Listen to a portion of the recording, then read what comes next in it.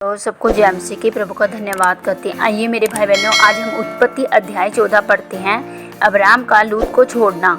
शिनार के राजा अमरापेल और एलासार के राजा अर्योक और एलाम के राजा कदरोलामेर के गोइम के राजा तिदाल के दिनों में ऐसा हुआ कि उन्होंने सदोम के राजा बेरा और अमोरा के राजा बिरशा और अदमा के राजा शिनाब और सोयम के राजा शम्बेर और बेला जो सुआर भी कहलाता है, इन राजाओं के विरुद्ध युद्ध किया।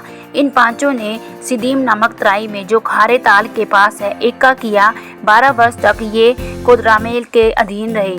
13वें वर्ष में उसके विरुद्ध विद्रोह किया। 14वें वर्ष में कुदरामेलेर और उसके संगी राजा आए और अशतुरैम में रपइयों को और हाम में जुंजियों को और शबकित्रे में एमियों को और सैयर नामक पहाड़ पर होरियों को मारते मारते उस एलाराम तक जो जंगल के पास है पहुंच गए। वहां से वे लौटकर एनीमशपात को आए जो कादेश भी कहलाता है, और अमोलियों के सारे देश को और इन एमोरियों को भी जीत लिया जो हस्तनातमार में रहते हैं। तब सदोम अमोरा अदमा सोयाइम और बेला जो सोआर भी कहलाता है, इनके राजा निकले और सिदीम नामक तराई में उनके साथ युद्ध के लिए पांति बांधी, अर्थात एलाम के राजा कुंद्रमेल और गोइम के राजा तिदाल, शिनार के राजा अमरापेल और एलासार के राजा ओरियक, इन चारों के विरुद्ध उन पांचों ने पांति बांधी।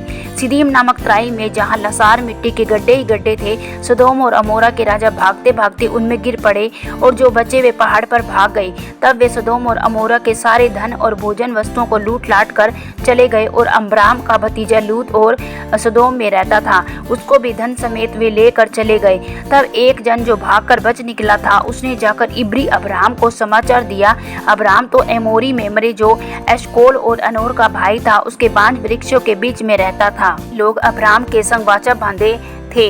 यह सुनकर कि उसका भतीजा बंदी बना लिया गया है, अब्राम ने अपने 318 शिक्षित युद्ध कौशल में निपुण दासों को लेकर जो उसके कुटुंब में उत्पन्न हुए थे, अस्त्र शस्त्र धारण करके दान तक उनका पीछा किया, और अपने दासों के अलग दल बांध कर रात को उन पर चढ़ाई करके उनको मार लिया, और होबा तक जो दमिश्क के उत्तर की ओर है उनका पीछा किया, और वह सारे धन को और अपने भतीजे लूत और उसके धन और स्त्रियों को सब बंदियों को लौटा ले आया। मलिक सिद्दीक का अब्राम को आशीष देना। जब वह कदरोमेल और उसके साथी राजाओं को जीत कर लौटा आता था, तब सदोम का राजा शावे नामक तराई में जो राजा की तराई भी कहलाती है, उससे भेंट करने के लिए आया। तब शालेम का राजा मलिक सिद्दीक जो परम प्रधान ईश्वर का याजक था, रोटी और दाख मधु ले आया। उसने अब्राम को यह आशीर्वाद दिया, परम प्रधान ईश्वर की ओर से जो आकाश और पृथ्वी का अधिकारी है, तू धन्य हो, और धन्य है परम प्रधान ईश्वर जिसने तेरे द्रोहियों को तेरे वश में कर दिया। तब अब्राम ने उसको सब वस्तुओं का दशमांश दिया। तब सदोम के राजा ने अब्राम से कहा, प्राणियों को तो तू मुझे दे और धन को अपने पास रख। अब्राम ने सदोम के राजा से कहा, परम प्रधान ईश्वर यहोवा जो आकाश और पृथ्वी का करता है, उसकी मैं यह शपथ खाता हूँ, जो कुछ तेरा है उसमें से न तो मैं एक भी सूत और न जूती का बंधन न कोई वस्तु लूंगा, कि तू ऐसा न कहने पाए कि अब्राम मेरे ही कारण धनी हुआ।